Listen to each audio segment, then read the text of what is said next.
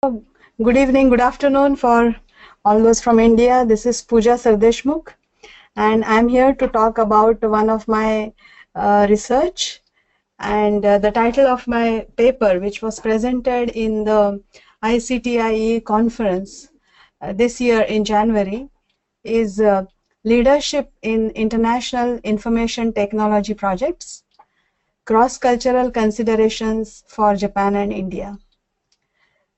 The authors we have are like myself, then Dr. Anjali Dharme. She is a professor in College of Engineering, Pune.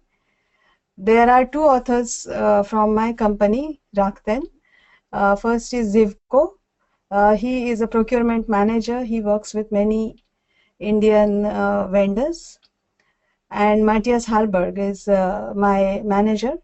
And we all thought about this scheme of presentation, and we decided to come up with some output to help develop more business between India and Japan. So before going ahead, I would like to introduce myself. My name, as I mentioned, is Pooja Sardeshmukh. I have been working between India and Japan, or Japan and other countries for more than 15 years now. Actually, I am basically from Pune. I did my PhD in electronic science from Pune University. Then I did postdoctorate in Japan. I got the Japanese government scholarship. And after that, I wanted to go back to India. I mean, I actually went to India, but I could not continue my research due to lack of facilities. At that time, I had I understood there are Japanese companies coming to India, and some company got me headhunted, and that's how my journey between India, Japan, and other countries started. So because I myself have worked between Japan and other countries, outsourcing projects in IT industry for various companies like automotive sector or bank, financial sector, or right now I'm working for e-commerce company. So I had a lot of experience about the issues or the gaps I myself felt. And when I joined Rakten, I understood that there are many gaps and people have problems. So we thought about this research, which will help bridge the gap and make both sides this working more interesting and more comfortable. So let me start with the presentation. Contents of our presentation are the research theme, basically Japan and India, then Rakten Ichiba, Rakten Project Management, Cross-Cultural Gap Improvement Research Project. This is the research I did.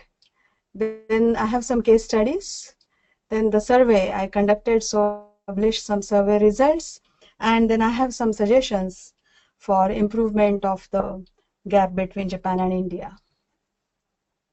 Now in details, just a little bit of background is, as you all know, that Indian software development or Indian engineers are very popular, and they're considered as very intelligent, and they are very much liked. And Japan has huge need of software export, but both Indians and Japanese sides face wide cross-cultural gap. So what we have done is investigate the issues faced by both sides, leaders, basically project managers, and suggest a better way so that the projects are outsourced in a better, more effective way, and there is less struggle or less frustration on either side. Now, I have chosen the representative case studies from my current company, that is Japanese e-commerce company Rakuten. So I will introduce, I'm not sure how many of you know or have heard about this name. I'm very sure all of you know about Amazon. So Rakuten is you can call Amazon in Japan. And I will also present the comparison with Amazon and more information. You might be wondering what is Ichiba. In Japanese language, right now I have written it in Romanized Japanese, so you will not understand that it's a Japanese word, but it is a Japanese word for a marketplace. So basically, it's a Rakuten is a name of company and marketplace. So we call it as Rakuten Ichiba. So on the right side, you can see the screenshot of this website, and it's like I mean, everything is in Japanese. That's how it looks. So this is a customized my personal screenshot. So you can see that I mean, on the top first row, you can see some icons. So they are just a recommendation to me how to get more points. And the second row, you can see there are some numbers you can see below. So for example, the left side is 1915 yen. So these are some of the books which I looked for and I purchased. So there are the books, more books recommendation of similar type. On the right side, you can see there is a super sale, and they are suggesting me to buy something to have the super sale. I mean, so that I can get the lottery. I mean, I can get entry into that lottery, and I can get some kind of points or some gift for myself. Then the right side bottom of the figure, you can see that there are points. There's a rank for me as a member, and looks like 826 points are there. And there are some coupons for me below, 2 coupons. So this is the content of the main screen. Then on the left, you have all the categories, just like in Amazon, you must be seeing the same. Then on the top, at the topmost, you have all the kind of links to outside of Rakuten Ichiba. And you have a logo with R on the left side, and on the right side, you have the cart and some information, coupons, history, etc. So this is the e-commerce marketplace website from where the my company gets the major revenue. Now, you might be wondering, you have never heard of this name, what this company is. So you can see on the left bottom of the screen, there is a small screenshot. It's taken from the Forbes website. So it shows that Rakuten is ranked as 19th in the Forbes website, the world's topmost innovative companies. And this is slightly old, as of May 2015, when I was preparing for the paper. And it has a market cap as $24.7 billion. And although the global rank is much smaller here, we will show you as we go ahead, like how it focuses more on Japan and is trying to grow outside of Japan. So you can see that the main industry for my company is internet and catalog retail, and it's founded in 1997. And the CEO, Mikitani-san, is a kind of, I think, number 1 or 2 billionaire in Japan. And rakuten.co.jp is the website. On the right, bottom right, you can see the figure, which is a kind of a quick report, Japanese report about the domestic e-commerce market in Japan and Rakuten's share. So this also I have taken before when I was preparing for the paper. So actually it's a 6.5 trillion Japanese yen. So that's the domestic e-commerce market share, total e-commerce market availability, and Rakuten's share is almost 26.8, so it's close to 30%, as you can see. So in short, I can say that it competes and exceeds Amazon Japan in many categories, and it's one of the most innovative companies. So just for you to make clear like how it is different from Amazon in Japan.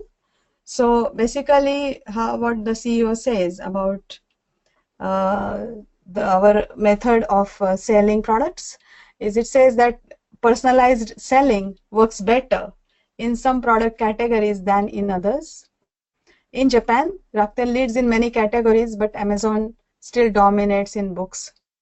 So you can see this bar graph, and you can see that the gray part is Amazon and the yellow part is Rakuten. And you can see that books and software Amazon is very high, but in Japan, as you can see that Rakuten has much more proportion in the domestic business. So regarding the worldwide spread of this company, so Rakuten has something as you call as ecosystem. So main revenue or main business is e-commerce, but Rakuten has acquired several companies and is trying to form an ecosystem, which means that have the basic e-commerce business, then travel, then marketing, then we have a research institute called as Rakuten Institute of Technology. We have development centers, and then we are also having some digital goods. Digital contents are developed in the Rakuten Institute of Technology, and we also have logistics business.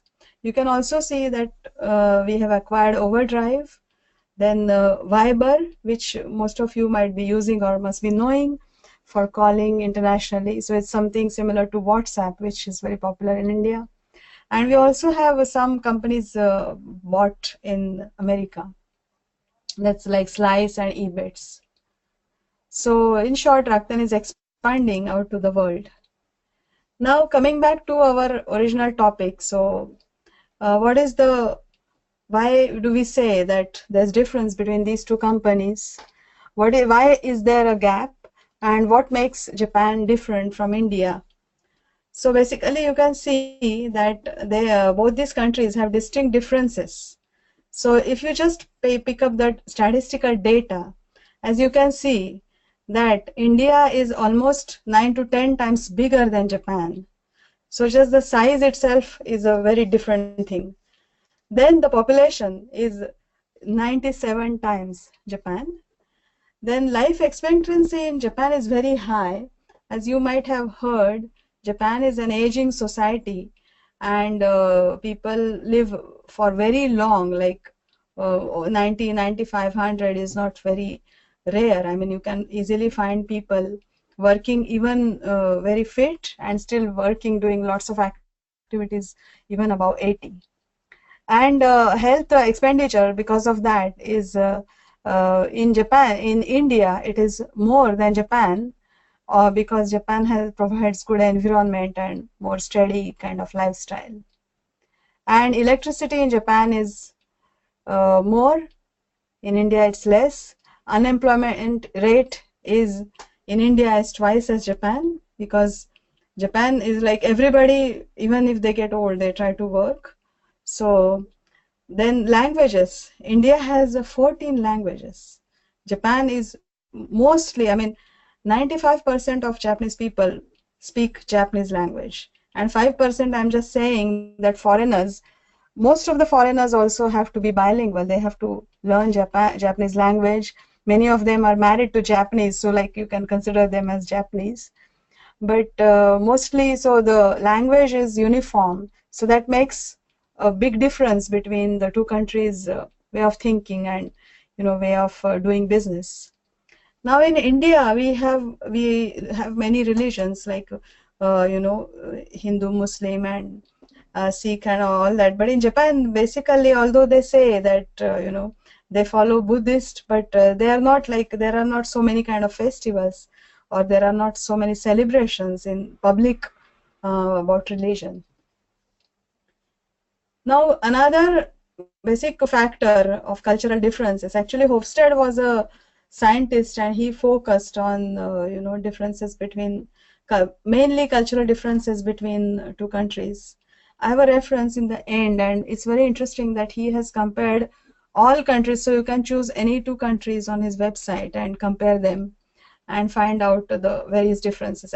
I had a very big list of the differences between India and Japan, but I just wanted to present one very important difference from this paper perspective, and that is the so on the left side in this column you have the Hofstede factor, so which states that uncertainty avoidance.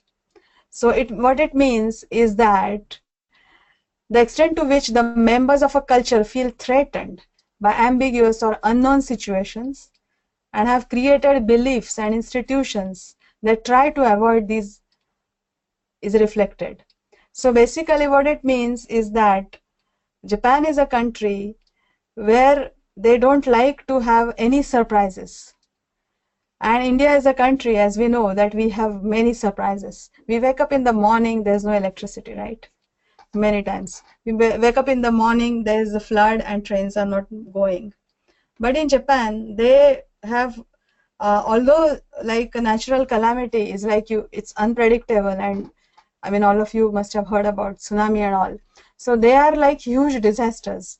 But like routine, like, I mean, yearly rainfall or daily trains, like so many trains, like kind of hundreds of thousands of people commute every day in Tokyo from their places to and back from Tokyo. So we never have train delays or train accidents or such things.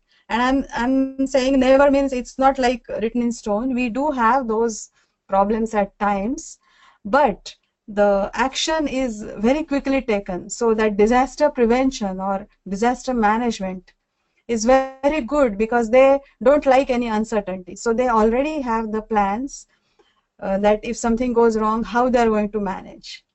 And not only that, they also have like this chit. Even if 2 minutes the train is late, they announce that we are very sorry, we apologize, and then at the you can get a chit saying that I got delayed because the train was delayed 2 minutes. So this is because they have prepared their country in such a way that nothing will be surprising and everything is planned, documented, things happen as per time. So it's impossible to tell somebody that I got struck in the traffic jam because all those data is published. So if I say I was in the car and I got stuck at XYZ place, somebody can easily go on internet and check or call some place and find out, if I'm telling the truth or not. Whereas in India, we don't have all these systems in place, and we are very flexible, and we can take last minute challenges, things change, and we can be resourceful, and we know that, for example, if the copy machine breaks down in the company, we know that around the corner there's somebody who can give you and things like that. Such service is not so easily available in Japan, some such services, but in India we have our contacts, and we can manage the time, and we can also have the medium to low preference for avoiding uncertainty. Like, definitely there are types of people who plan their day well and they take care of everything, but still traffic jam is unavoidable in Indian metro cities. So yeah, so these things which are different between India and Japan or Indians and Japanese people, all these things have a major impact on the way we do the work or the way we do the projects. So now I would like to talk about the research, what I've done. So that is like, it is called as cross-cultural gap improvement research. So what did I do? So we had 3 parts. So one part was case studies. So I actually took interviews of the project managers outsourcing software development to India. So these interviews were recorded and then contents were analyzed. Then we had a part 2, which is data gathering. So in the data gathering, I had a survey for both sides of project managers.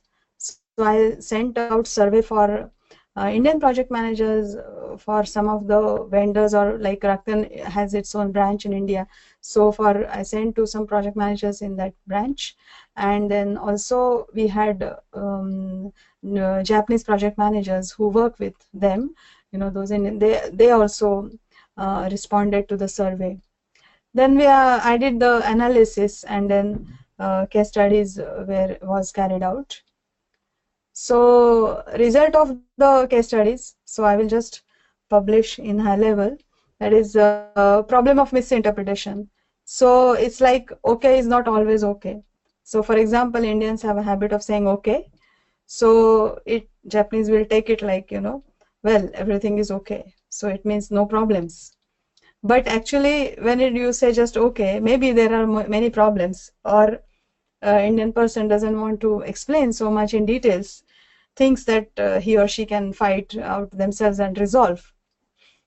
So whereas Japanese expect that, if you confide in them and tell them the real situation, they're not going to take away your contract, but they will help you, resolve the difficulties, or maybe extend the deadline, or, in some way or the other.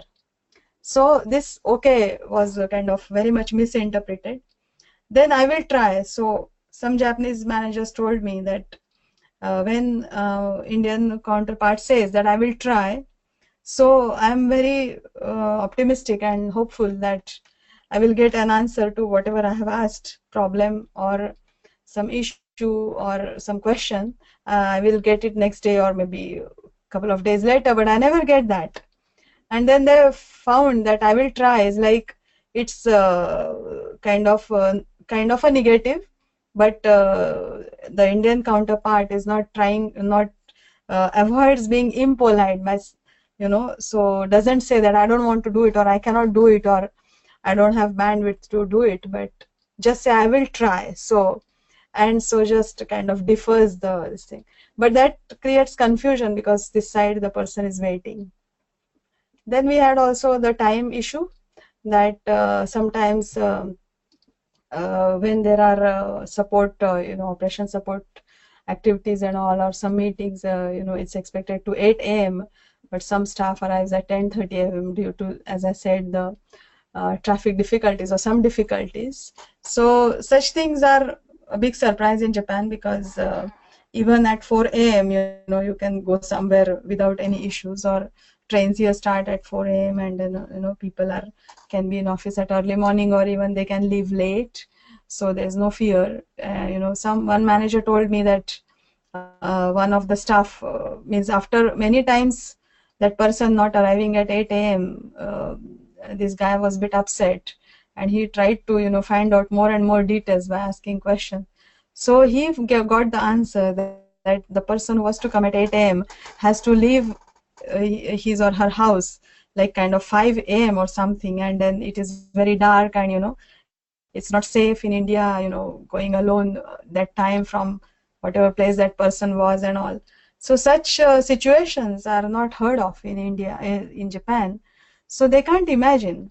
So then he said that you should tell us so that we can have take some precautions, or we can manage the timeline or workload in such a way that both sides can win. But the other side was hesitant to express because it might sound as an excuse, but this was the real trouble. Then deadline is interpreted in a different way.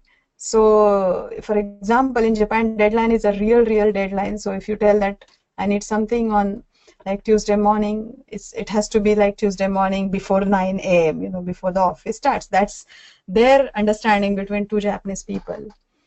But if in India we say Tuesday morning, so we think so maybe up to 12 a.m. it should be okay. It's 12 noon, it should be okay. And then 12 noon or 12:01 they must be having lunch. So maybe 1 o'clock it's okay. So then they get frustrated, because if you say 1 o'clock Indian time, then it becomes like 4:30 in Japan. So almost the day is gone. So it should be taken pretty seriously. Then infrastructure. So although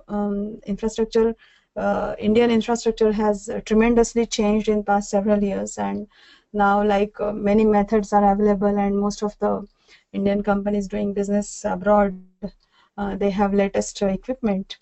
But still, we found that there were difficulties in especially video communication. So usually it's an internal tool that is used for with the non-disclosure agreement with the vendors, but sometimes that tool also fails, and not because of Japan side issues, but because Indian infrastructure side issues.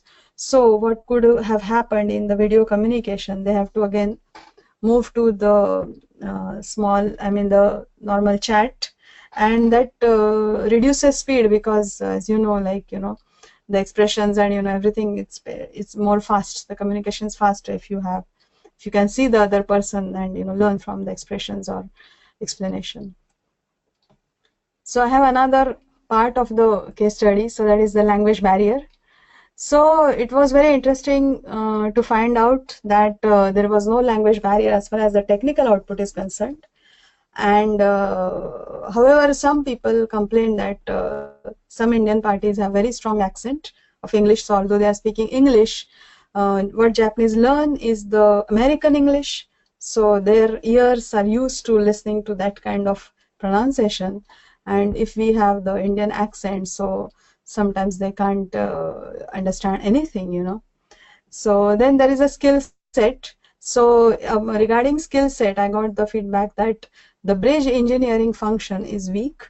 So which means that we need somebody next to the project manager who is kind of a tech lead or who understands both sides well and helps the project manager deliver the functionality or the software code, or I mean whatever the deliverable is. So that engineer is expected to be much more experienced and talented than the other lot, because the other engineers, developers, or younger team can be skilled only focused on in one area, but this person is supposed to know many things, but sometimes they find this function is a bit weak. And then communication is like Japanese people found that employee internal communication means within the team there are sometimes issues because of like some unknown reason, like from Japan side they cannot find out the reasons, whether it's personality conflicts or just the timing issues, or there is no such method to communicate between each other, but that's they have. And then there are hierarchy and escalation issues, like project managers, first of all, like even in a small team, the hierarchy that the team member, team lead, and project manager is very strict, which usually in Japan it is not so strict. Like you can talk to each other very freely, and you don't really have to be waiting to, suppose the team lead is, you have a disagreement or you have a different opinion, you can easily talk to the project manager and find out the best way. Like not every time the leaders have all the best options, even the team leads come up with different ideas, and so that kind of harmony sometimes it was not found. And then the project managers were kind of hiding the major issues without escalating because of fear of maybe their performance will get impacted, or I mean these are guesses, but we don't know why. But what we expected was like if they have issue and which is beyond their capacity to resolve, like for example some important team lead is leaving company or something like that, or some like there is a power outage for 1 week, or kind of couple of hours during which we have to do the operation support, or such major issues which are beyond their capacity to resolve, they should talk to management and they should get them resolved. So the survey results, this is the data. So I think I have got 10 more minutes, so I will just go through this quickly so you have some time to ask me questions, or we can have some interaction through that. So we have survey results is like one of the questions was, do the expectations match on either side, and how do you rate? So it's very good that both sides are happy working with each other. They have the expectations. Most of them it's like kind of very good. So then we have the skill set survey results is like Indian people are appreciated that they have a good skill set. And actually there is another comment which I have received from this Japanese side is that sometimes even a developer is not skilled enough, or sometimes Japanese customers are not good in explanation. So because of so many colleges in India, and just sometimes people are, means the team members are recruited, but when they are put into international projects, sometimes they face challenges. So this kind of situation should be improved. And in Japan side also, sometimes although Rakuten is a fully English as a international language company, but for communication language is English, but still sometimes some people are not very good at explaining, so Indian people feel challenged there. Then there are initiative. So we hope that Indian people should take more initiative. So sometimes it was observed that only what is asked is delivered, and Indian people don't go beyond a kind of a line, whereas Japanese people expect, they can be proactive, they can suggest better ideas, or something, even though something is asked to them to do, if there is better way, they can propose, or if completely they have a vision that we are delivering this product for XYZ version of XYZ, what is ABC product, and then XYZ point 2 is coming in the market, and all those things Indian technical people already have information. So if they share, then it's very easy, or it will be more valued by Japanese side. We also found that for such kind of outsourcing projects, it works better with small teams, because it is easy that communication is very good in smaller teams, and from Japanese side also it is easy to manage the small team in India, and for the Indian project manager also it's easy to get the work done. And I also have this cultural changes. I have a table here, and there is a graph also, what kind of problems are there. So I have just summarized them in this kind of high level table, is that what kind of suggestions could be there for the improvement, for and which country or who should improve. So I suggest that for the misinterpretation issue, it is, I gave example for the Japanese side, but from Indian side also it is there.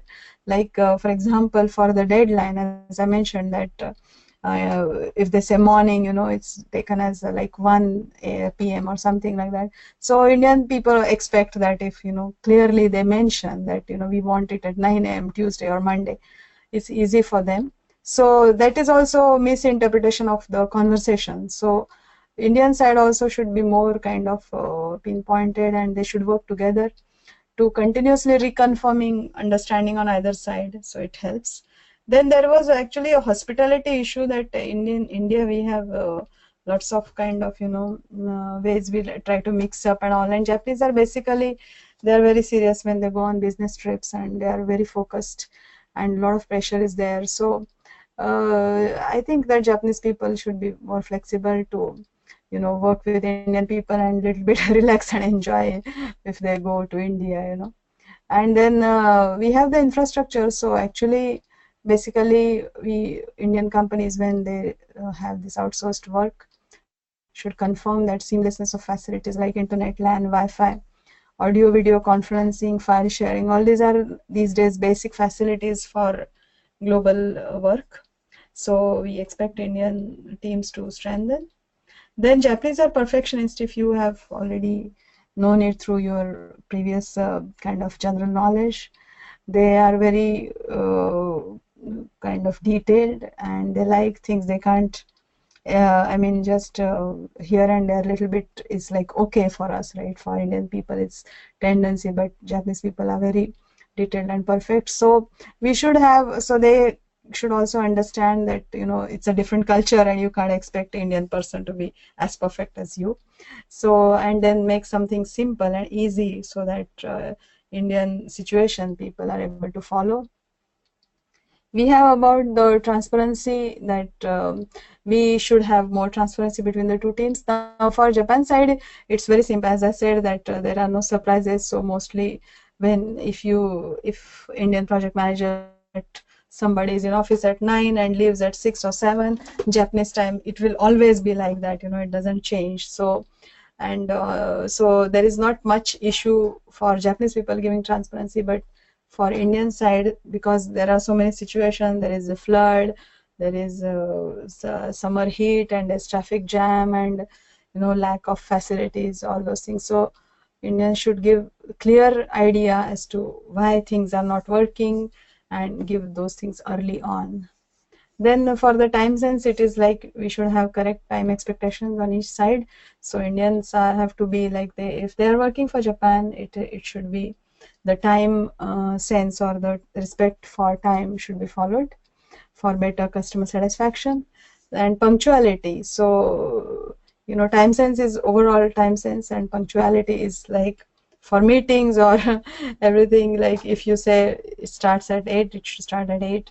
And yeah, so those things are very important for Japanese business. And I think these days in India also, so much corporate culture has changed that things have improved. So I think it's not so difficult to change this work, because most of the popular Indian companies are working for multinational companies and outsourcing their services or products or their work to different countries. So I think these points are maybe common to other countries as well. And micromanagement is like it's another side of the coin for transparency. Like if you don't give a lot of information, then the other side tries to micromanage, like asks many questions, tries to kind of find out why things are not working, because they are answerable to their managers, and the ladder is very strict in Japan. So they have to be giving all details, otherwise their job is at risk. So it's better that if you don't want, I mean, Japanese should improve, they should not do micromanage. At the same time, Indians should also give clear picture. So as a summary, I have put up this kind of mind map.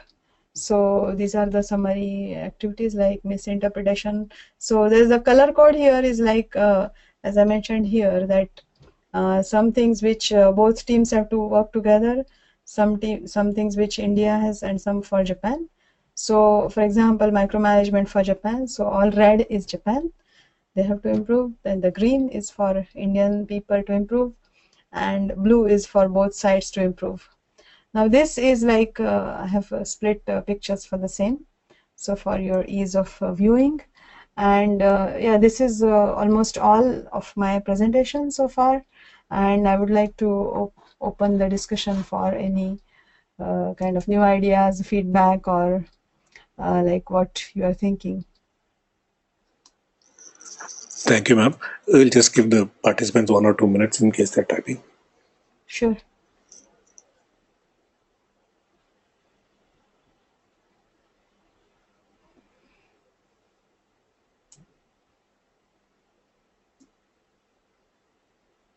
Hello, anyone? Anyone is working here for such kind of international projects or research?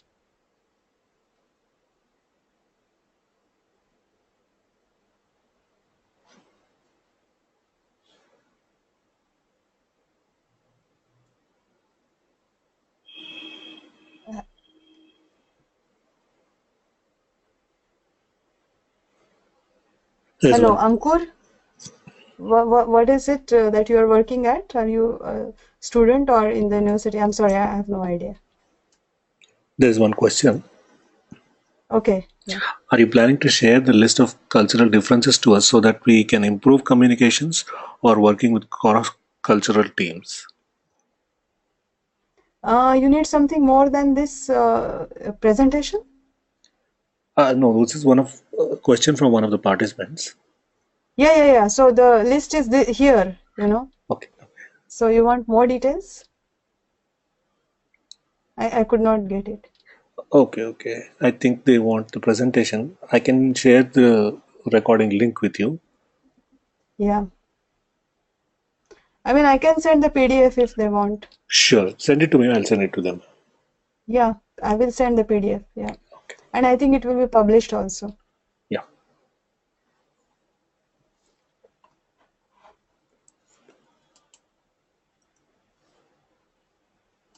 Is there any question? I mean, they are not hearing me. If I addressed like somebody, they can't Yeah, speak they like can that. hear you.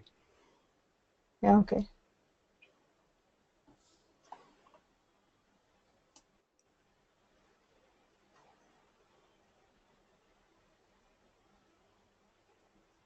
So anybody has any question?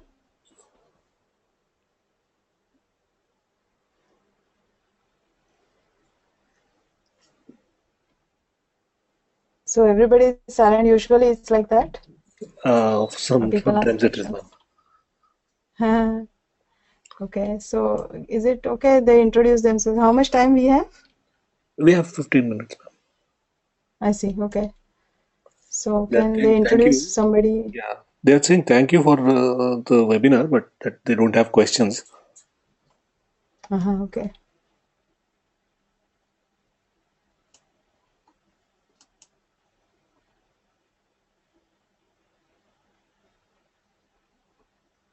So, There is so one. do we Please provide a specific example of how Japanese people manage that Indians with regards to deadlines.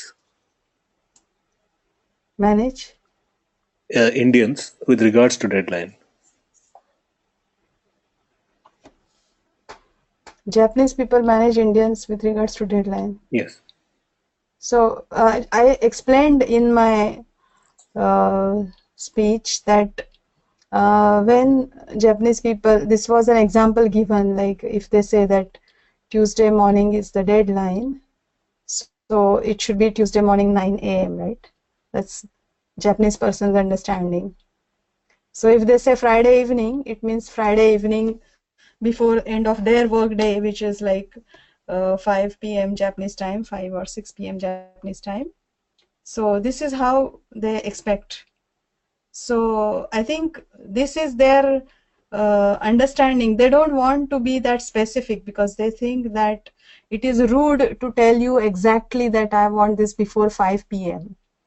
Whereas in Western culture, it is very common to say, so if you are working with the US, they will tell you that I want this ready by 6 p.m. Friday evening. But Japanese people will just say Friday evening. So it is taken many times. I have myself experienced that when we say Friday evening, Indian people take it as like Saturday, Sunday, anyway, they are not going to work. So let me finish it during the weekend and deliver on Monday morning. So, but situation in Japan is like on Monday morning, they already have to give their report to their boss. So on a weekend, they are going to work on the what they receive from India side on Friday. Yeah, so that kind of care we should take from Indian side if to clarify exact deadline and to help to meet that, because Japanese people, they do it before time most of the time. It's their record. So if you have a delivery boy coming to you, and if that person says that I will deliver at 6 p.m., usually you get that thing before 5 p.m. So I'm not sure. Did I answer? Yes, she says thank you. That is helpful. Yeah, okay.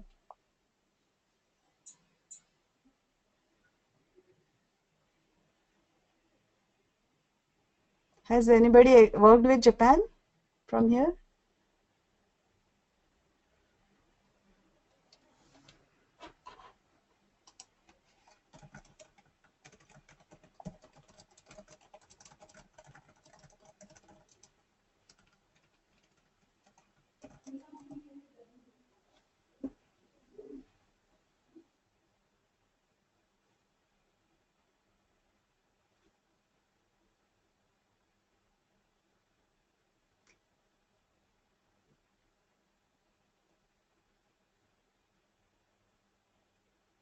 Nobody has.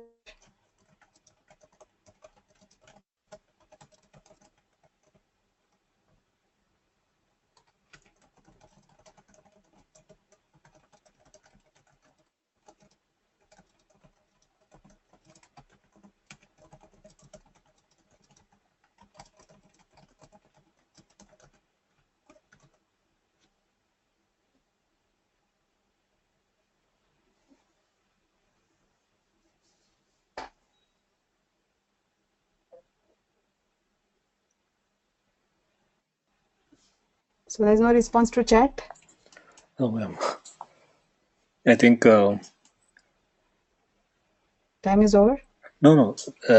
If they will send the questions if they already have, but Okay, I think yeah, response might not come for the chat. I see. Okay.